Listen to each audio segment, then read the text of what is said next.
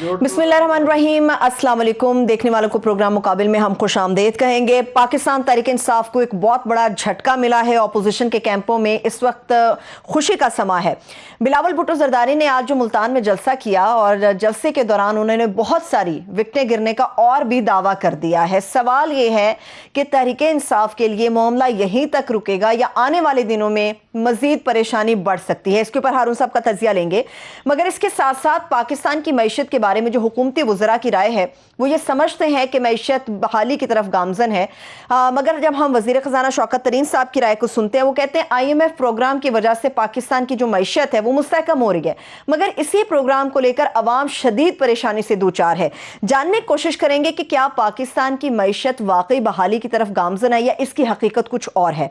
इसके साथ साथ अफगानिस्तान के अंदर बदअमनी किस तरह से पाकिस्तान के लिए खतरे का बायस है। अक़वाम मुत्तहिदा की सलामती कौंसिल में कल अदम TTP के बारे में एक चश्मकुशा रिपोर्ट पेश की गई है, उसके नकात और हकीकत भी आपके सामने हम रखेंगे। हारून साहब, बड़ा दिल था मेरा इमरान खान साहब से मैं शुरू करूं, बड़ा दिल था जो विकेट गिरी उसके बारे में बात करूं, मगर बिलावल भुट्टो जरदारी मैं उनसे शुरू करूंगी। मार्च शुरू होने से पहले उन्होंने मशवरा दिया इमरान खान साहब को असेंबलियां तोड़ दें। ये स्ट्रेटेजी है अपोजिशन की कि वो घबरा कर पैनिक करके असेंबलियां तोड़ दें। मशवरा क्या दिया उन्होंने, ये तो स्ट्रेटेजी है। ये जो नफसियाती दबाव इतने अरसे से डाला जा रहा है और ये शाम को गई हुकूमत, परसों गई या तरसों गई, तो ये इसीलिए है और किस लिए है। पहली तो उनकी स्ट्रेटेजी ये थी कि इस्टेब्लिशमेंट के साथ ताल्लुकात बेहतर बनाए जाएं और इमरान खान में इस्टेब्लिशमेंट में इख्तलाफात पैदा किए जाएं। दूसरा उसका हिस्सा ये है कि इमरान खान पैनिक करके असेंबलियां तोड़ दे। तो कौन सा तीर मारा उसमें बिलावल साहब? नहीं, वो तो कहते हैं आपको यकीन है, आपको वोट मिलेगा, अवाम आपके साथ है, तो डर किस बात का? तोड़ो असेंबलियां। नहीं, उनके कहने से क्या होता है, वो क्यों तोड़े असेंबलियां? उसको क्या फायदा असेंबलियां तोड़ने का? लेकिन उसके पास जो 1.5-2 साल का टाइम है, पौने 2 साल का, तो वो कोशिश करेगा उसमें कोई काम करे। नो कॉन्फिडेंस का भी तो मसला। बिलावल के कहने पे असेंबली तोड़ दे, हैं? सुभान अल्लाह। हारून साहब, आप गैर संजीदा लेते हैं इस बात को? नहीं, गैर संजीदा नहीं मैं ले रहा, उसके कहने पे असेंबली तोड़ दे। असेंबली तो वो तब तोड़े जो एक सिटिंग गवर्नमेंट होती है, असेंबली वो तब तोड़ती है जब उसे सूट करता है असेंबली तोड़ना। कभी मुखालिफ के कहने पे भी किसी ने कोई कदम उठाया, यानी 2 फौजें लड़ रही हैं और उनमें से एक दूसरे को तजवीज़ करे कि तुम ऐसा करो तो वो वैसा कर दे, ये भी कोई बात है? आपके नजदीक इसकी बड़ी अहमियत है। नहीं हारून साहब, डेफिनेटली वो पाकिस्तान के अंदर एक सियासी जमात को लीड कर रहे हैं। और क्या लीड उसने करनी है सियासी जमात को? बाप के माँ की विरासत है, उससे पहले भुट्टो की विरासत है। भुट्टो का नाम ले लेके और फिर बेनज़ीर के कत्ल का नाम ले लेके वोट लेते हैं और इंतजामिया और पुलिस की मदद से वोट लेते हैं। सिंध में एक फेयर इलेक्शन हो, एक वाकई फेयर इलेक्शन हो और इंतजामिया पूरी तरह गैर जानबदार हो, सवाल ही नहीं पैदा होता। इससे आधी सीटें बमुश्किल वो ले सकते हैं। तो फिर अच्छा, अगर न्यूट्रल हो जाए सारा मामला तो कौन जीतेगा फिर हारून साहब? आप ये जो बात बहुत से लोग जीतेंगे, मतलब ये किस बात जमात की करें?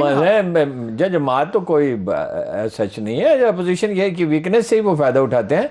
इंडिपेंडेंट जीतेंगे, GDA के पीर पगाड़ा के लोग जीतेंगे, PTI के अंदर से लोग जीत सकते हैं। ये तो इनकी तो गिरफ्त है, मतलब ह्यूमिलेट करते हैं लोग। पीर पगाड़ा के कितने लोगों पे मुकदमात हैं, कितने लोग मारे भी गए, और ये गिरफ्त है पूरी पुलिस के जरिए और ब्यूरोक्रेसी के जरिए। ठीक है, तो पोजीशन इस वक्त PTI की क्या है? चलिए बताइए, सिंध कराची के हवाले से बात करें। क्या कराची में PTI भी अनपॉपुलर हो रही है। ये फैसल बावड़ा वाला जो वाक़या हुआ है, ये देखो किस कमाल दानाई का मंजर है भाई। शट एंड क्लोज अपना केस था, कोई केस ही नहीं, बिल्कुल सिंपल केस है। परसों भी कल भी आपने शायद आपने परसों कहा था कि इसके बारे में आपने इंकिशाफ कर दिया था। इंकिशाफ क्या आपने? बिल्कुल वादे था, इंकिशाफ नहीं था। मेरे लिए वो इंकिशाफ था। इसमें क्या इंकिशाफ की बात है? झूठ बोला है अपनी शहरियत के बारे में। डुअल नेशनल थे, ठीक है, साफ, और बताया नहीं। फिर दोबारा सेनेट का वो इमरान खान साहब की देखो, मैं तो कहता हूँ 3.5 साल लगे क्यों भाई? एक बिल्कुल वाज़ेह बात है कि झूठा बयान उसने दिया, वो एलिजिबल ही नहीं था इलेक्शन लड़ने का। 3.5 साल किस लिए लगे? ये तो 3.5 हफ्ते में फैसला होना चाहिए था। यही तो जुल्म है। हजरत अली का कौल तो सिर्फ टॉक शो के लिए और कालमों के लिए रह गया है कि कुफ्र की हुकूमत चल सकती है, जुल्म की नहीं चल सकती। झूठ से बड़ा कौन सा जुल्म है? और इमरान खान साहब को पता नहीं था الیکشن کمیشن کو پتا تھا, عمران خان صاحب کو نہیں پتا تھا. یہ تو ایک کلاسیکل کیس ہے حکومت کی نااہلی کا بھی اور اس سسٹم کی خرابی کا بھی. ایک قومی اسمبلی کی سیٹ ضائع کی, یعنی عالی جناب کی مقبولیت کا تو یہ عالم تھا کہ 5ویں نمبر پہ آئے, ہار جاتے, دوسرے نمبر پہ آتے, چلیے فرض کیجئے تیسرے نمبر پہ آتے تھوڑے سے فرق کے ساتھ, 5ویں نمبر پہ آئے, یہ عالی جناب کی مقبولیت کا عالم ہے. ایک وزارت ضائع کی, یہ کوئی کام کرنے والا آدمی ہے؟ پستول لگا کے چلا گیا چینی کونسل خانے میں, اس کا کیا کام تھا وہاں پہنچا لگا؟ بچوں جیسی حرکتیں ہیں, نوجوانوں جیسی. وہ طیارے پہ جا کے تصویر, جوتا اتار کے ٹیبل ٹاک شو کی ایک تماشا بنا اس کا.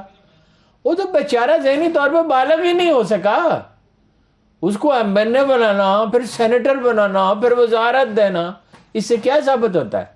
دیکھیے وہاں جو آدمی اس کا مستحق تھا, جس نے کبھی یہ خواہش بھی نہیں کی, وہ تھا نجیب ہارون. درست بات آپ کر رہے ہیں, انہوں نے وہ آدمی جس کے گھر جا کے یہ ٹھہرتے تھے. کئی سرمایہ داروں نے بھی اپوزیشن کا کبھی ساتھ دیا ہے, پہلے دن سے وہ ان کے ساتھ تھا, ٹھیک ہے. سرکاری کام نہیں کرتا تھا, ایسا نیٹ اینڈ کلین آدمی. جب وہ ایم این اے بن گیا, شروع میں پیسے وہی خرچ کرتے تھے, انہی کے یہاں ٹھہرتے تھے. پھر تو یہ انہوں نے گھیر لیا نا دوسرے لوگوں نے, میں اس کے لیے صحیح لفظ نہیں استعمال نہ کریں, وہ استعمال نہ ہی کریں آپ. انہوں نے گھیر لیا, انہوں نے پلان کیا کہ نجیب ہارون کو دور رکھا جائے. دیکھیے کیسا آدمی ہے, ٹکٹ کے پیسے تک نہیں لیتا, تنخواہ لیتا ہی نہیں, کمیٹی کا ممبر ہے اس کو پیسے نہیں لیتا, ٹکٹ کے پیسے نہیں لیتا, رہائش نہیں لیتا جو اس کا رائٹ ہے, مطلب اگر وہ رہ رہا ہو فیڈرل لاجز میں تو اس نے اپنے لیے گھر بنایا یہاں رہنے کے لیے. اچھا ٹھیک ہے, چونکہ پسند نہیں ہے خان صاحب کو, سیریس آدمی ہے, سیریس آدمی کو تو پسند نہیں کرتے خان, اسی لیے ناپسند ہے وہ. بالکل. کوئی یہ بھی مجھے معلوم ہے کہ کچھ فرمائشیں کی تھی, وہ پوری نہیں کی پارٹی کے لیے, ویسے کوئی عزت ہی نہیں. ٹھیک ہے. تو وہ اس نے کہا میں K4 منصوبہ جو ہے میرے حوالے, اس نے تو استعفیٰ دے دیا تھا کہ میری جان چھوڑے, میں انٹرسٹڈ ہی نہیں ہوں. ایک ایسے آدمی کو ان سب نے مل جل کے اسے آئسولیٹ کیا. اور یہ کون ہے؟ علی زیدی. علی زیدی کا واقعہ سنو, ایک بڑا اہم اجلاس ہو رہا تھا, ویری ویری امپورٹنٹ میٹنگ. مظہر صاحب اس میں کئی لوگوں کو بلایا گیا, ملک کی اکانومی پہ, پرائس کنٹرول پہ بڑی فکر تھی, مہنگائی بہت ہو رہی ہے. تو اجلاس شروع تھا, علی زیدی نے ہاتھ اٹھا, پرائم منسٹر میں بڑی اہم بات کرنا چاہتا ہوں. انہوں نے کہا جی فرمائیے.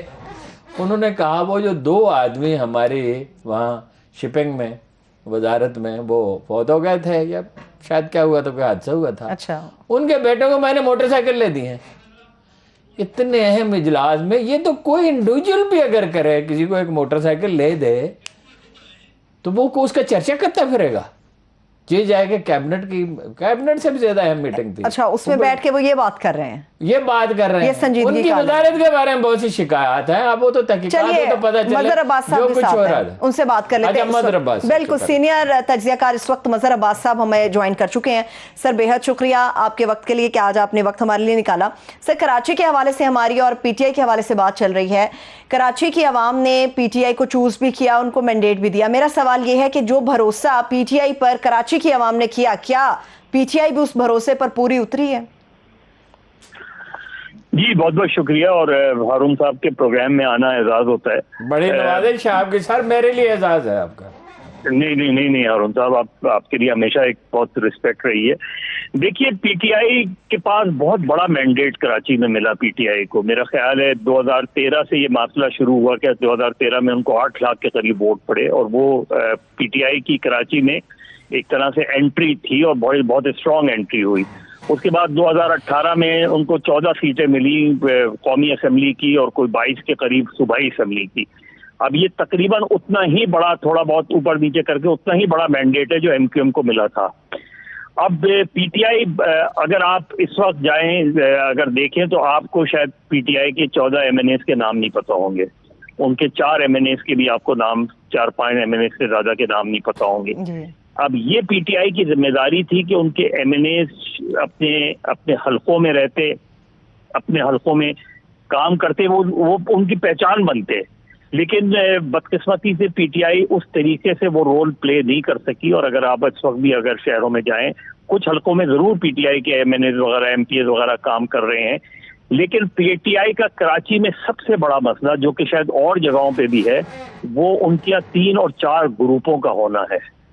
اب وہ جو گروپ پالیٹکس ہے پی ٹی آئی کی، وہ پی ٹی آئی کو سب سے زیادہ نقصان پہنچا رہی ہے، اور یہاں اس سلسلے میں ظاہر پی ٹی آئی کے ایم پی ایس سے بھی بات ہوتی رکھتی ہے، وہ دوسروں پہ الزام کرتے ہیں، دوسرے والے تیسروں پہ رکھتے ہیں، اور اس کی وجہ سے پی ٹی آئی کی سفرنگ ہے، اور یہی وجہ ہے کہ پی ٹی آئی جو فیصل واڈا صاحب نے نشست چھوڑی تھی، پی ٹی آئی وہ نشست بچا نہیں سکی، اور یہی صورتحال ان کو آگے چل کے بھی پیش آ سکتی ہے۔ تو میرا خیال ہے کہ پی ٹی آئی سے جتنی توقع تھی ایز اے پارٹی، وہ توقعات پوری نہیں ہو سکی، اور اب آپ اس سے اندازہ کریں کہ لیاری میں جو ان کا ایم این اے جیتا ہے، اس نے بلاول بھٹو کو ہرایا لیاری میں، اور ایک مرتبہ بھی عمران خان لیاری نہیں گئے۔ اب وہ شکور شاد اکثر مجھ سے اس سے بات ہوتی رہتی ہے، تو بولتے ہیں پی ٹی آئی کے لوگ، پی ٹی آئی کے جن لوگوں نے مجھے ووٹ دیا، وہ مجھ سے پوچھتے ہیں کہ یار تم نے یہاں پیپلز پارٹی کا گھر تھا، تم نے اس سے فتح حاصل کی، اور ایک مرتبہ بھی عمران خان صاحب جو ہے وہ لیاری میں تشریف نہیں لے کر آئے۔ اس میں یہ وہ گریونسز ہیں، ایک ساتھ ایم این ایس کا گروپ بن گیا پی ٹی آئی کے اندر، انہوں نے باقاعدہ جا کے عمران خان صاحب سے بات کی اور ان سے کہا، اپنی گریونسز شو کی، تو پی ٹی آئی گروپنگز کا بہت شکار ہو گئی بدقسمتی سے، جس کی وجہ سے اب وہ کس حد تک انہوں نے یہ جو وفاقی اسد عمر صاحب وغیرہ نے کام شروع کیا ہے، اس سے فرق پڑ سکتا ہے، لیکن بہت جلدی گرین لائن کا ویسے تو بہت ڈیلے ہوا، لیکن ابھی جب افتتاح ہوا تو ابھی آپ نے کچھ دنوں پہلے رپورٹ دیکھی ہوگی کہ نہ اس کی لفٹ ناکارہ ہو گئی ہے، لوگوں کو سیڑھیاں چڑھنا۔ اب اگر جس گرین لائن بس کا آپ نے ابھی افتتاح کیا ہو اور اس سے ابھی سے یہ شکایات آ رہی ہوں، تو یہ جو صورتحال ہے یہ پی ٹی آئی کے لیے تشویشناک ہے۔ پی ٹی آئی کے پاس ایسی وزارتیں ہیں جس میں کراچی کے لیے بہت وہ کام کر سکتے ہیں، جیسے علی زیدی صاحب کی وزارت ہے پورٹ اینڈ شپنگ کی، اور بھی کئی وزارتیں ہیں۔ یہ اسد عمر صاحب کو اب پارٹی آرگنائزیشن، اب پارٹی تحلیل کر دی گئی۔ ایک خیبر پختونخوا میں آپ شکست کھائے تو آپ نے پورے ملک میں پارٹی تحلیل کر دی، اب اس میں لوگ اس پہ چلے گئے کہ اب کون سے نئے آرگنائزر آئیں گے، کون سے وہ ہوں گے، تو پی ٹی آئی گروپنگز کا شکار ہو گئی ہے تھرو آؤٹ، اور کراچی میں خاص طور پہ۔ اگر پی ٹی آئی کمزور پڑتی ہے اور پیچھے ہٹتی ہے، ان پاپولر ہوتی ہے، تو اس خلا کو کون پر کرے گا آپ کے خیال میں؟ دیکھیے ہارون صاحب، ایک تو پچھلے 1-1.5 سال میں جماعت اسلامی نے بہت اچھا کام کیا ہے، انہوں نے بہت ہی منظم، صرف اسی دھرنے کی بات نہیں کرا، اوور آل بھی وہ لگتا ہے۔ جو مجھے صف بندی نظر آ رہی ہے کراچی کے اندر، وہ یہ ہے کہ P T I, M Q M, P S P یہ ایک ساتھ لڑیں گے، اور انٹیریئر میں جی ڈی این کے ساتھ ہوگی، اور دوسری طرف پیپلز پارٹی، جماعت اسلامی، کسی حد تک مسلم لیگ نون، ان کا جو ہے اور پیپلز پارٹی، ان کا سیٹ ایڈجسٹمنٹ ہوگا، اور وہ کافی حد تک، اور پی ایس پی کے ساتھ مل کر یہ سیٹ ایڈجسٹمنٹ کی طرف وہ جائیں گے، تو میرا خیال ہے ڈیوائیڈڈ مینڈیٹ ہوگا کراچی میں۔ ٹھیک ہے۔ اچھا مظہر صاحب، یہ بھی کہا جا رہا ہے کہ عمران خان صاحب کو جتنا ووٹ ملا یا جتنا مینڈیٹ ملا، اس کو برقرار رکھنے کے لیے ضروری تھا کہ کچھ ایسے لوگ جو کہ عوامی سمجھے جاتے تھے، جیسے عارف علوی صاحب کے بارے میں یہ تاثر ہے کہ وہ بڑے عوامی سمجھے جاتے ہیں، گورنر عمران اسماعیل صاحب کے بارے میں تاثر ہے وہ بڑے عوامی ہیں، مگر ان دونوں کو ایسے عہدوں پر لا کر بٹھا دیا کہ عوام سے دور کر دیا، جس کی وجہ سے کراچی کے عوام اپنے مسائل ان کے سامنے نہیں رکھ سکے، کراچی کے جو عوام ہیں ان کے مطالبات حکومت کے سامنے نہیں جا سکے۔ تو شاید یہ بھی کچھ وجوہات ہیں کہ کراچی کے اندر پی ٹی آئی کو شکست ہو سکتی ہے، یا اس وقت ان کا ووٹر ناراض ہے اور ان کے ساتھ نہیں چلنا چاہ رہا۔ اسپاٹ آن بات کی آپ نے، بالکل عارف علوی صاحب کے ساتھ تو میرے نقطۂ نظر سے بہت ہی زیادتی ہوئی، کیونکہ وہ نہ صرف یہ کہ بہت ہی جو ہے لوگوں کے درمیان رہنے والے شخص تھے، بلکہ وہ خود بھی یہ ان کی خواہش تھی، ان سے ایک مرتبہ میری بات بھی ہوئی تھی کہ اگر وہ ان کو کوئی وزارت ملتی تو وہ زیادہ افیکٹولی کام کر سکتے تھے۔ دوسرے علی زیدی صاحب بھی وہ کر سکتے تھے، کیونکہ علی زیدی صاحب بھی مکس اپ ہوتے ہیں، لوگوں میں بہت زیادہ مکس اپ ہوتے ہیں۔ وہ اصل چیز یہ ہے کہ کراچی میں آ کے دیکھیے، ایم کیو ایم کے اور بہت سے نیگیٹو پوائنٹس ہیں، لیکن ان کا ایک پازیٹو یہ تھا کہ ان کے ایم این ایز اور ایم پی ایز پہ یہ لازم ہوتا تھا کہ اپنے حلقے میں کم سے کم 3 دن بیٹھیں۔ یہ ہی ذمہ داری جو ہے وہ پی ٹی آئی کے ایم این ایز اور ایم پی ایز کی ہونی چاہیے کہ وہ کم سے کم اپنے حلقے میں 3 دن بیٹھیں, آفیسز کھولیں, آفیسز میں لوگوں کی شکایات وصول کریں. کوئی بہت زیادہ وہ نہیں ہوتی لوگوں کے, لیکن کم سے کم آپ کا ایک انٹریکشن ہوتا ہے. وہ انٹریکشن نہیں نظر آتا. آپ وزیر ہو تو الگ بات ہے, لیکن ایون ایم این ایز اور ایم پی ایس کے انٹریکشن جو ہے وہ بہت کاؤنٹ کرتے ہیں, کیونکہ کراچی جو ہے وہ ظاہر ہے اربن سٹی ہے. اربن سٹی میں لوگ اس چیز کو بہت اہمیت دیتے ہیں کہ آپ کم سے کم دفتر میں آپ کے دفاتر ہوں, ہر سیکٹر میں ہر دفاتر میں آپ لوگ بیٹھے ہوں. جو لوگ ہیں کچھ M N As M P As میں جانتا ہوں کہ جو باقاعدہ وہ کام کرتے ہیں, اور وہی M N As M P As شکایت کرتے ہیں کہ ہمیں پارٹی کی اس طرح سپورٹ نہیں ملتی جس طرح کے ہم کام کرتے ہیں. گزارش یہ ہے کہ وہ ایم کیو ایم کے تو غالباً ہیڈ آفس میں کئی گھنٹے روزانہ لوگ بیٹھتے تھے, مختلف لوگوں کی ڈیوٹیاں ہوتی تھی. کراچی کے ووٹر کا تو مزاج بالکل یعنی مختلف ہو گیا اس عرصے میں. تو ان کا کوئی دفتر نہیں ہے ایسا مرکزی دفتر جہاں لوگ بیٹھتے ہوں, ان کی ڈیوٹی ہوتی ہو, لوگوں سے ملتے ہوں, لوگوں کے جائز کام ریکمینڈ کرتے ہوں. مرکزی دفتر ہماری جتنی بڑی جماعتیں ہارون صاحب, ان کے سارے سیکریٹریٹ جو ہیں وہ سنسان پڑے ہوتے ہیں. کم ایکٹیویٹیز آپ کو بہت کبھی کوئی بڑا لیڈر آ گیا تو ایکٹیویٹی. اب اہم بات یہ ہے کہ یہ ہماری بدقسمتی ہے کہ آپ کو ادارہ نور حق جماعت اسلامی کا جو ہے وہ آفس کھلا ہوا نظر آئے گا, ایم کیو ایم حیدرآباد کا آفس آپ کو کھلا ہوا نظر آئے گا. باقی جو جماعتیں ہیں ان کے سارے سیکریٹریٹس ہیں, لیکن جس طریقے جو ایکٹیویٹیز سیکریٹریٹ میں ہونی چاہیے وہ ایکٹیویٹیز نظر نہیں آتی ان لوگوں کی. یہی حالانکہ یہ ایسے لوگ ہیں کہ اربن سندھ میں اب بھی لوگ یہ سمجھتے ہیں ان علاقوں میں کہ وہ اب بھی پی ٹی آئی کے لیے ایک سافٹ کارنر ضرور رکھتے ہیں, لیکن وہ کہتے ہیں کہ پی ٹی آئی کے لوگ جو ہے وہ ہمیں ملتے نہیں ہیں. بعض M P As M N As جو شادیوں اور ان تقاریب میں ملتے ہیں وہ اپنے آپ کو خود انٹروڈیوس کراتے ہیں کہ ہم پی ٹی آئی کے ایم پی ایز ہیں. صحیح, ٹھیک ہے. اچھا, سیاست تو نام ہی گلنے ملنے کا ہے. جناب علی کرم اللہ وجہ کا قول ہے کہ نصف دانائی تو لوگوں سے گلنے ملنے میں ہے. یعنی ظاہر ہے کہ یہ تو اس وقت تو کوئی الیکشن نہیں ہوتے تھے اس طرح کے, لیکن یہ کہ لوگوں میں اگر گلے ملیں گے نہیں, مشورے نہیں کریں گے.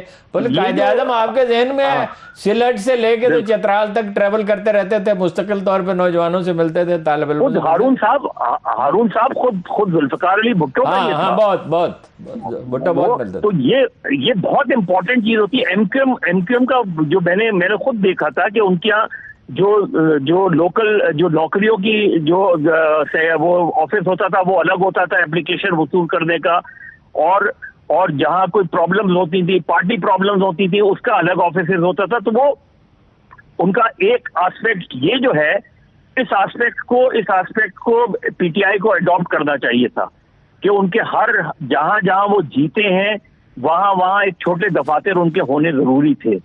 کم ہیں ہمارے یہاں اب بھی کچھ M N As M Ps ہیں جو اپنے لیے ایکٹیویٹیز وہ کرتے رہتے ہیں اور وہ ایکٹیویٹیز کا بتاتے بھی رہتے ہیں, لیکن اوور آل اگر ہم دیکھیں تو کراچی میں جتنا بڑا پی ٹی آئی کا مینڈیٹ تھا اتنے زیادہ کام ہمیں نظر نہیں آتے. تو ان کے بعد جو وقت بچا ہے اس میں ڈیمیج ریپیئر کر سکتے ہیں, کوئی احساس پایا جاتا ہے ان میں؟ دیکھیے, ایک تو ہارون صاحب خود عمران خان کو کراچی کا 1-2 وزٹ ضرور کرنے چاہیے, دورے کرنے چاہیے. پلس یہ کہ ان کو یہاں فوکل پرسن انہوں نے ضرور علی زیدی کو بنایا ہے, لیکن بہتر ہوتا کوئی فوکل پرسن ایسا ہوتا جس کے اوپر وزارت کی بوجھ نہیں ہوتا, تاکہ وہ پارٹی آرگنائز کرتا. جو وزیر ہوتا ہے وہ ہفتے میں 4-5 دن تو وہ اسلام آباد میں ہوتا ہے, پھر وہ یہاں آتا ہے, یہاں وزارت کے کام شروع ہو جاتے ہیں اس کے. تو وہ جو پارٹی آرگنائزیشن ہوتی ہے وہ بالکل ایک ڈفرینٹ چیز ہوتی ہے. میرا خیال ہے ہماری اتنا اچھا تجزیہ آپ نے کیا, اگر اس سے سبق سیکھیں وہ کچھ کر سکتے ہیں, لیکن بہرحال کچھ پی ٹی آئی کے بارے میں پریڈکٹ تو کیا نہیں جا سکتا. اصل میں ان کے پاس دیکھیے, ان کے پاس لوگ اچھے ہیں, ان کے پاس ورکر اچھے ہیں. مجھے کئی ان کی تقریبیں ان کے ملتے رہتے ہیں, لیکن وہ جو ورکر ہوتا ہے وہ انتظار کرتا ہے کہ پارٹی کا لیڈر تو کوئی ہمیں گائیڈ لائن دینے کے لیے ہو. ٹھیک ہے, وہ گائیڈ لائن गाइडलाइन देने के लिए अगर नहीं होगा पार्टी का कोई लीडर, तो वर्कर क्या करेगा? सही है चुप हो मजहर जाएगा, साहब, खामोश ठीक हो है, जाएगा। बिल्कुल सही बात है। मजहर साहब, मुझे बिल्कुल लास्टली ये बताइएगा, जो बात अभी हारून साहब ने की और जो तज्जिया आप पेश कर रहे हैं, क्या आपको लगता है कि कराची के लिए जिन लोगों का इंतखाब पाकिस्तान तहरीक इंसाफ ने किया वो दुरुस्त था, या उसमें आपको लगता है कुछ खराबियां हैं? देखिए, हो सकता है बाय एंड लार्ज मुझे कोई उसमें खराबी ऐसा नहीं नजर आती, लेकिन असल चीज ये है कि जब आप एमएनएज एमपीएस बन गए तो इतनी बड़ी रिस्पॉन्सिबिलिटी होती है एमपीएस एमएनएस की, कि उसके बाद तो आपको कम से कम इतनी बड़ी पोजीशन मिल गई है, तो उसके बाद तो आपको आप शहरों में नजर आना चाहिए, आपको शहर में नजर आना चाहिए, एक्टिविटी करनी चाहिए। एमएनएस के अपने अपने फंड नहीं भी हों, देखिए एक डिफिकल्टी है, बिल्कुल वो जेन्युइन डिफिकल्टी है पीटीआई की, कि जी जाहिर है सिंध में जो है पीपल्स पार्टी की गवर्नमेंट है, लेकिन एमएनएस की अपनी एक पोजीशन होती है, एमपीएस की अपनी पोजीशन होती है। उसका वोटर जो है, उसके वोटर के दुख दर्द में आप शरीक हों, जाएं, बैठे, लोगों से मसाइल डिस्कस करें, पॉलिटिक्स डिस्कस करें। अब इलेक्शन होंगे, बल्दियाती इलेक्शन, आप मुझे बताएं बल्दियाती इलेक्शन के लिए पीटीआई की कराची में क्या तैयारी है? 0%। ये जो सूरत हाल है, और बल्दियाती इलेक्शन बुनियादी नर्सरी होते हैं उसके। अगर आप बल्दियाती इलेक्शन अगर इस वक्त, अब भले अलायंस से एमकेएम अपना कहाँ वो कर रही होगी, दूसरी जमातें अपना कर रही होंगी, लेकिन बुनियादी चीज ये है कि अब आपके पास क्या उतने काउंसलर्स और उनके कैंडिडेट्स हैं कि आपने उसके इंटरव्यू शुरू कर दिए हैं, उनको जॉट डाउन करना शुरू कर दिया है। वो तंजीम तो आप सेक्रेटेरिएट में बैठ के करेंगे ना, तो सेक्रेटेरिएट अगर सुनसान रहेगा तो फिर लोग कहाँ आके अपनी ग्रीवेंसेस देंगे, या आप उनको कहाँ तलाश करेंगे? इसका मतलब ये है कि अंदेशा इस बात का भी है कि पख्तूनख्वा जैसी सूरत हाल पैदा हो सकती है कराची में। बिल्कुल हो सकती है, बिल्कुल हो सकती है। अगर नहीं भी, ऐसा नहीं होगा कि पीटीआई बिल्कुल वाइप आउट हो जाएगी, ऐसा नहीं है, लेकिन कराची में इस वक्त जो सूरत हाल है उसमें जो है वो इस वक्त जो पीपल्स पार्टी ने सिंध लोकल गवर्नमेंट वाला कानून किया, और उसके बाद उन्होंने जिस उस पे बड़ा ठीक उसका वो हुआ, और उसमें जिन पार्टीज ने स्पॉन्टेनियसली, जिस पार्टी ने मुजाहरे किए, जिन्होंने हुकूक की बात की, जो प्रेजेंट रहे, उनको डेफिनेटली बल्दियाती इलेक्शन में फायदा होगा। ठीक है, बहुत शुक्रिया sir, thank you so much, बहुत शुक्रिया। मजहर अब्बास साहब हमारे साथ मौजूद थे। एक छोटी सी ब्रेक ले लेते हैं, ब्रेक से वापस आके गुफ्तगू का सिलसिला यहीं से आगे बढ़ाएंगे, मगर इसके साथ साथ पाकिस्तान की मईशत के हवाले से भी कुछ हक़ाइक़ आपके सामने रखेंगे। हमारे साथ रहिए। Welcome back. हारून साहब, अभी हम सियासत के ऊपर बात कर रहे थे मजहर अब्बास साहब से मुतालिक, मगर जब हम सियासत की बात करते हैं, खान साहब ने भी आज एक सेहत कार्ड की तकरीब से खिताब किया, बड़े एग्रेसिव थे। क्या सोच रखा है उन्होंने? एमक्यूएम कहती है हमें कोई इशारा मिला, शेख साहब कहते हैं हमारी तरफ लोग आएंगे, फवाद चौधरी साहब कहते हैं जो आउट हो जाएगा वो सियासत से जीरो हो जाएगा। हो क्या रहा है, चलेगा क्या? ने क्या कहा? कामिल अली आगा साहब ने भी वही कहा, जो इत्तेहादी हम रियासत के साथ हैं, इमरान खान के साथ नहीं। ये इत्तेहादी यही बात कर रहे हैं। इसका मतलब ये है कि सिचुएशन फ्लूइड है, किसी तरफ भी जा सकती है। अब ये कोई 2-4 हफ्ते में, 5-6 हफ्ते में मेरा ख्याल है चीज़ें क्लियर होंगी। देखिए, मैं कुछ खबरें आपको बताता हूँ। पहले तो तजवीज़ ये थी ना कि जरदारी साहब की, जो मैंने आपसे कहा था मानी जा ही नहीं सकती, इसकी कोई सूरत ही नहीं है कि चौधरी परवेज़ इलाही को वज़ीर आला बनाया जाए पंजाब का। तो नून लीग तो इलेक्शन चाहती है, और फ़र्ज कीजिए इलेक्शन फौरी नहीं भी होते तो चौधरी परवेज़ इलाही को तो नहीं बना सकते। चौधरी परवेज़ इलाही को बनाने का मतलब तो यह है कि सारा लश्कर ही नून लीग का तितर बितर हो जाए। उनके अंदर तो ये बड़ी गैर मामूली सलाहियत है, लोगों को साथ मिला लेते हैं। अब तजवीज़ ये है कि मोहन सिलाई को डेप्टी प्राइम मिनिस्टर बनाया जाए, अबूरी हुकूमत अगर बन सके, अगर नो कॉन्फिडेंस है, ठीक है।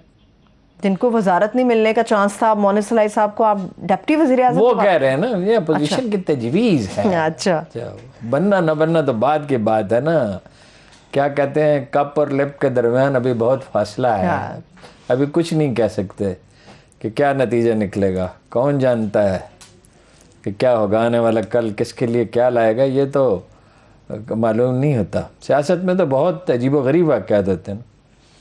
दूसरी बात ये है कि जरदारी साहब जिन लोगों से मिले हैं, ये ज़राए कह रहे हैं, अब इसकी तहकीकात हो तो पता चलेगा कितना सही है। इन चीज़ों का कुछ सबूत तो होता नहीं, कि पीपल्स पार्टी का टिकट भी ले लें और 10 से 20 करोड़ रुपए भी ले लें।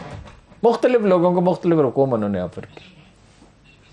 اچھا جی. اس لیے خان صاحب کہہ رہے تھے چوری کے چیک بک کے کوئی زرداری صاحب کے پاس, یہ خان صاحب اسی کے طرف الفاظ ان کا ہیں. اشارہ تھا. یہ انٹیلیجنس کے سورسز کہہ رہے ہیں. اب دیکھیے یہ ان چیزوں کو کوئی ثبوت تو نہیں ہوتا, لیکن یہ ذرائع بڑے وثوق سے دعویٰ کر رہے ہیں. اچھا ایک بات یہ ہے کہ جہانگیر ترین بہت متحرک ہو گئے اچانک سے. ہاں نہیں اچانک نہیں, وہ مطلب ہمیں پتہ ہے بعد میں چلتا ہے نا, ان کو فوری طور پہ تھوڑی بتاتا ہے. میں ان سے پوچھوں تو کیا وہ, میں نے ایک دفعہ سوچا انہیں فون کروں, پھر میں نے کہا وہ مجھے بتائیں گے تھوڑی, کوئی بات.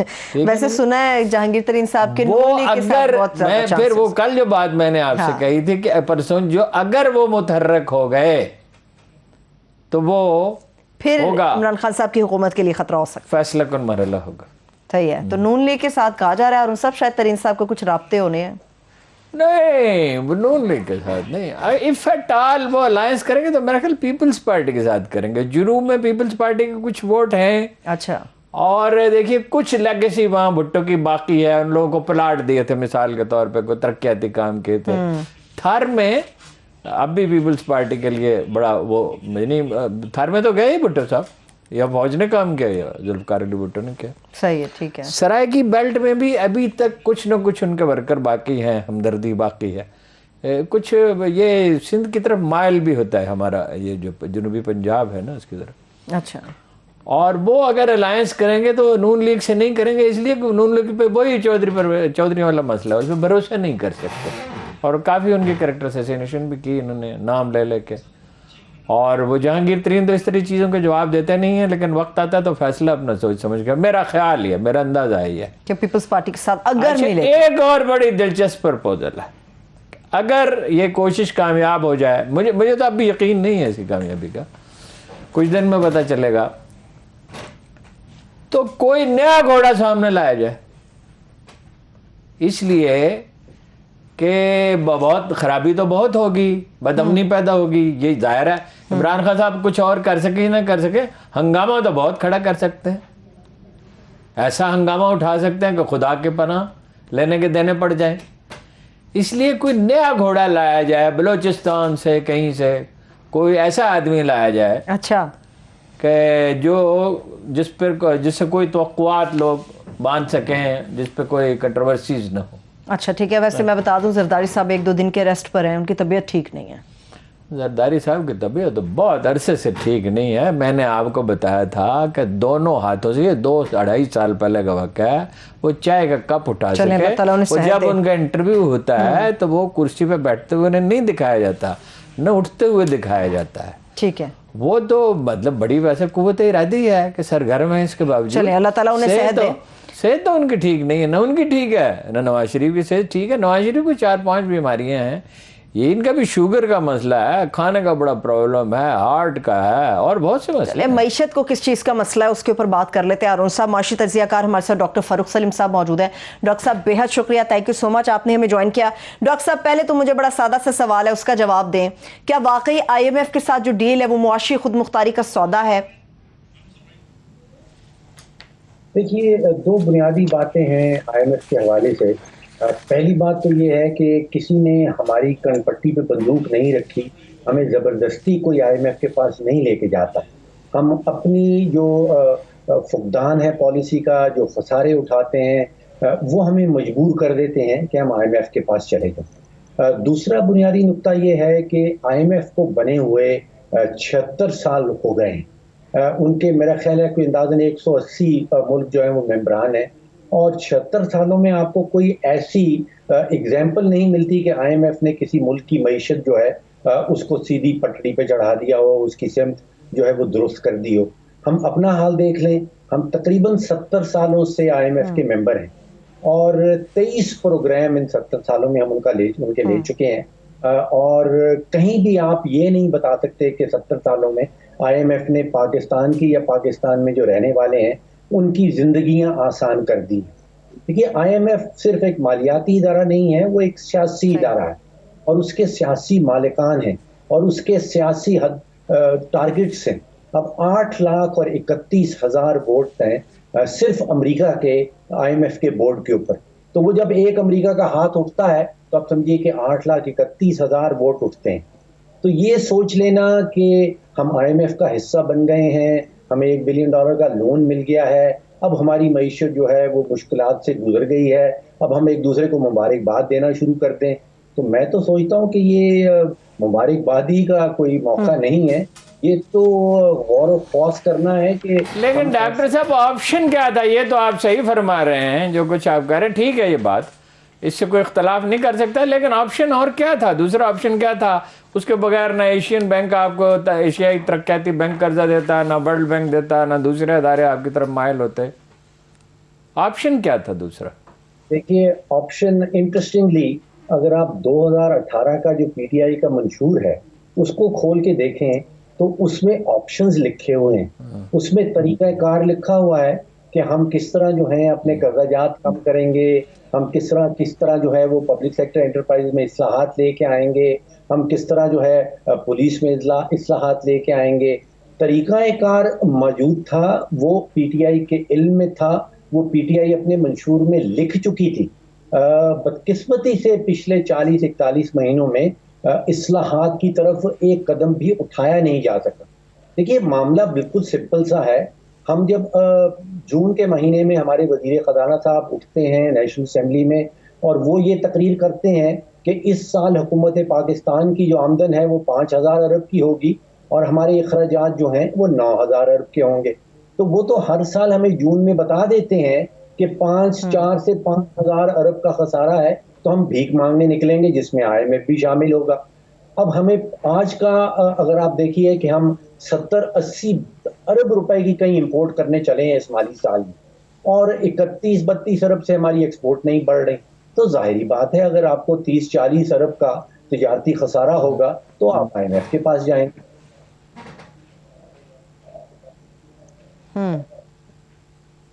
ٹھیک ہے, ٹھیک ہے, ٹھیک ہے. ڈاکٹر صاحب ابھی ایک لاسٹ سوال, مجھے آخری سوال آپ سے پوچھنا ہے, ابھی آپ پاکستان کی معیشت کو کس سطح پر دیکھ رہے ہیں؟ کیونکہ حکومت یا وزراء یہی بات کا تاثر دے رہے ہیں کہ ہم بحالی کی طرف بڑھ رہے ہیں. آپ کو لگ رہا ہے کہ واقعی جو انیشیٹوز لیے جا رہے ہیں, جو اقدامات اٹھائے جا رہے ہیں, وہ پاکستان کی معیشت کو بحالی کی طرف لے کر جا رہے ہیں؟ دیکھیے 2 بڑے سوال اٹھتے ہیں کہ اگر ہماری معیشت جو ہے وہ بحالی کی طرف جا رہی ہے تو IMF کے متعلق تو یہ کہا جاتا ہے کہ جو بیمار ترین اکانومیز ہوتی ہیں وہ اس کے انٹینسو کیئر یونٹ میں چلی جاتی ہیں. اگر ہماری معیشت جو ہے وہ بحالی کی طرف جا رہی ہے پھر ہمیں IMF کے پاس جانے کی کیا ضرورت تھی, پہلی بات. دوسرا ایشو یہ ہے کہ پچھلے 41 مہینوں میں ہم نے 4 وزراء خزانہ بدل ڈالے ہیں. اگر ان کی پرفارمنس اچھی تھی, اگر وہ معیشت کو بحالی کی طرف آ رہے تھے, تو پھر ہمیں یہ 4 وزراء خزانہ جو ہیں جس کا اوسطاً آپ سوچئے کہ 9-10 مہینے کا ایوریج ٹینیئر بنتا ہے, اس کی ہمیں کیا ضرورت پڑی تھی. اب معیشت کو بہت ہی پیچیدہ بنا کے رکھا جاتا ہے. اصل میں یہ 22 کروڑ پاکستانیوں کے لیے پیچیدہ بالکل بھی نہیں ہے. میں سمجھتا ہوں کہ عام آدمی کے آپ سمجھیے 4 بڑے اشاریے ہیں معیشت کے حوالے سے. وہ دیکھتا ہے کہ بھئی آٹے کی قیمت کیا تھی, اب کیا ہے, چینی کی قیمت اب کیا ہے, پیٹرول مجھے کتنے کا مل رہا, اور مہینے بعد میرا بجلی کا بل کیا آئے گا. یہ معیشت ہے عام آدمی کی. اب آپ اس کے اوپر وہ جو اصلاحات جو ٹرمینالوجی ہے, کرنٹ اکاؤنٹ ڈیفیسٹ پھینکنا شروع کر دیں, اس کے اوپر بجٹری ڈیفیسٹ پھینکنا شروع کر دیں, اس کے اوپر وہ لارج اسکیل مینوفیکچرنگ, اس کا عام آدمی سے کوئی تعلق نہیں. وہ یہ دیکھتا ہے کہ مہینے کے بعد مجھے جو آمدن مل رہی ہے کیا اس سے میں اپنے خاندان کو روٹی آٹا خرید سکوں گا, چینی خرید سکوں گا, ان کی فیس دے سکوں گا, مہینے کے بعد میرے پاس جو بجلی کا بل آئے گا وہ دے سکوں گا. اور آپ کو کوئی معیشت دان نہیں چاہیے یہ بتانے کے لیے کہ معیشت کی سمت درست ہے یا غلط ہے. ہر پاکستانی جو گھر سے نکلتا ہے آٹا خریدنے کے لیے, گوشت خریدنے کے لیے, اس کو پتا ہے کہ اس کی معیشت کس سمت میں جا رہی. صحیح, ٹھیک ہے, ٹھیک ہے, بہت شکریہ, thank you so much doctor Farooq Saleem صاحب ہمارے ساتھ موجود ہیں. یہ تو بات درست ہے جو فاروق صاحب نے کی. صحیح ہے, بنیادی باتیں تو درست ہے, مگر اسے کئی پہلو ہے, اتنا سمپل نہیں ہے. دیکھیے یہ معیشت اسی ڈھب سے, ڈاکٹر صاحب نے خود کا 70 سال سے اسی ڈھب پہ چلی آ رہی ہے. تو یا تو یہ کوئی انقلابی پارٹی ہوتی, بڑی بڑی تبدیلیاں کر دیتی, جیسے FBR کے بارے میں ہمیشہ کہتا رہا, اب بھی صورتحال یہی ہے. FBR میں تو کوئی اصلاح نہیں ہوئی, اور کفایت شعاری سے کام لیتے, کوئی یعنی اور بڑی تبدیلی، بہت سی تبدیلیاں ہوتی تھیں. وہ بنیادی اصلاحات کرتے، سیاسی استحکام ہوتا، یہ خوف نہ ہوتا بزنس مین میں. دیکھیں نا جب خوف ہے اس کے اندر. ایک پہلو یہ ہے کہ پچھلی حکومت بہت سے مسائل چھوڑ کر گئی. اندازہ یہ ہے کہ $60 بلین انہوں نے، پہلے میں نے عرض کیا تھا، اس کو روپے کو سٹیبل رکھنے پہ خرچ کر دیا. ذرا اندازہ کیجئے جب وہ گئے ہیں تو در مبادلہ کے ذخائر کتنے تھے؟ $8 بلین. اور آخری دنوں میں اتنی بے دردی سے انہوں نے پیسہ خرچ کیا کہ جس کو کوئی حد نہیں ہے. یعنی 200 ارب روپے تو آخری دن خرچ کر دیے، گیس کے کنیکشن اور بجلی کے کنیکشن اور وغیرہ وغیرہ. اور $12 ارب سالانہ پے کرنے تھے. صحیح. خسارہ اس کے علاوہ تھا، $12 ارب قرضوں کی قسط ادا کرنی تھی. اب جہاں ان سے غلطیاں ہوئی ہیں وہ بھی میں آپ سے عرض کرتا ہوں. یہ سی پیک کے بارے میں کنفیوژن کا شکار رہے. 70% کام ختم ہو چکا تھا ڈیرہ اسماعیل خان ولی موٹر وے پہ. اچھا. 3.5 سال لگ گئے اسے مکمل کرنے میں. 3 سال ہو گئے، 3 سال لگ گئے مکمل کرنے میں. وہ بھی اعظم باجوہ نے کچھ کام کیا، اس سے پہلے تو کوئی کام نہیں ہوا. سکھر حیدرآباد موٹر وے کا ٹھیکہ اب دیا گیا ہے. جی. ابھی کام نہیں غالباً شروع ہوا. یہ شروع ہے، شروع ہونے والا ہے، شروع ہونے کے قریب ہے ابھی، لیکن شروع. اچھا، بجلی کمپنیوں کا جو ہے وہ انہوں نے یہ کھنگالتے رہے کہ بھائی سلمان شہباز نے پیسے بنائے. وہ ابھی برطانوی عدالت نے فیصلہ بھی دیا ہے کہ بھائی اسے اخفا میں نہیں رکھ سکتے. منی لانڈرنگ تو انہوں نے کی ہے. فلیٹ تو بیچا تھا، صاحبزادے کو دیے تھے. جب سلمان شہباز کو بھیجا ہے یہاں سے تو اتنے ریلیکس تھے نون لیگ والوں کو، کبھی میں نے اتنا خوش نہیں دیکھا کہ یہ ہمارا سب سے کمزور مہرہ تھا، اس سے ہم نے بچا لیا. ٹھیک ہے، پیسے تو بنائے، مگر آپ ماضی کی تاریخ سے نہیں کوئی لڑ سکتا. جو لوگ ماضی کا ماتم کرتے رہتے ہیں، جو آج بھی خان صاحب نے کیا، وہ کچھ نہیں کر سکتے. ویژن نہیں ہے. آپ نے FBR میں کوئی اصلاح نہیں کی، فارن انویسٹمنٹ آ نہیں رہی، آپ کی اپنی نہیں آ رہی. آپ نے کیا، کہاں پہ انویسٹمنٹ ہو رہی ہے؟ پراپرٹی میں. آپ کی اطلاع کے لیے ہے کہ سیمنٹ 50 سے 60% مہنگا ہو گیا. اور اسٹیل 200% سے زیادہ مہنگا ہو گیا ہے. یعنی جو گھر 20-25 لاکھ میں بننا تھا وہ اب 40-45 لاکھ میں بنے گا. تو مکان کیسے بنیں گے؟ وہ 50 لاکھ مکان بننے تھے، وہ کہاں سے بنے گے؟ اس کا کیا، آپ کو اگر انسینٹو دینا تھا، اچھا کیا آپ نے پراپرٹی میں. اگر چیک بھی رکھنا ہوتا ہے نا. نہیں، اگر کنسٹرکشن دیکھیے نا، اگر تو کنسٹرکشن ہو رہی ہو، جو چلو ہو گئی ہے بہت، اتنی پرائسز بڑھنے کے بعد، پھر تو اس میں ضرور فائدہ ہوتا ہے. لیکن آپ نے بہت سی انڈسٹریز جو ہیں اس میں ظاہر ہے اس میں بے شمار چیزیں مکان میں استعمال ہوتے ہیں. کہا جاتا ہے 25-30 انڈسٹریز کو فائدہ، مگر کنسٹرکشن بھی تو ہو رہی ہو. کنسٹرکشن تو رک گئی برائے نام. آپ دیکھتے ہیں نا دھڑا دھڑ لوگ پلاٹ، سارے پیسے کے پلاٹ. ملک ترقی پراپرٹی سے نہیں کرتے، یہ کھوکھلی ترقی ہوتی ہے اور یہ جزوی ترقی ہوتی ہے.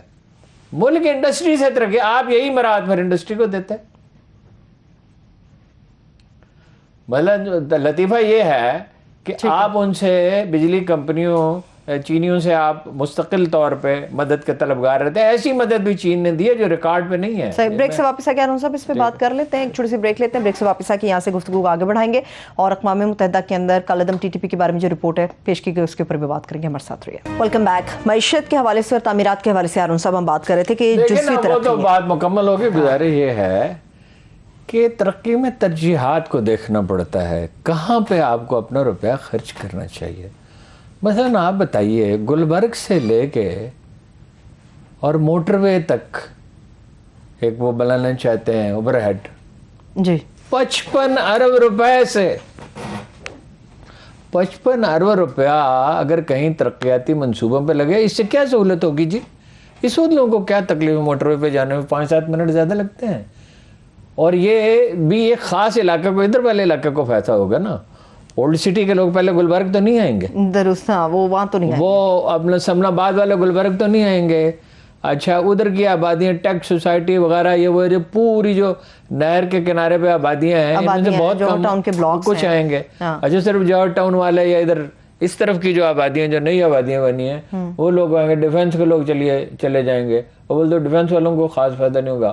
وہ اپنا رائے ونڈ روڈ والے ادھر آئیں گے. 55 ارب روپے آپ دیکھیے, کیا مذاق ہے. اور بلا وجہ کا یہ بنانا چاہ رہے یہ ہیں. ٹھیک ہے کچھ اسٹیبلٹی آئی ہے, یہ کہنا کہ اکثر کچھ نہیں ہوا. مثلا یہ 200 ارب روپے پہ ڈالر کے پہنچنے کا خدشہ ظاہر کیا جا رہا تھا, وہ تو نہیں ہوا.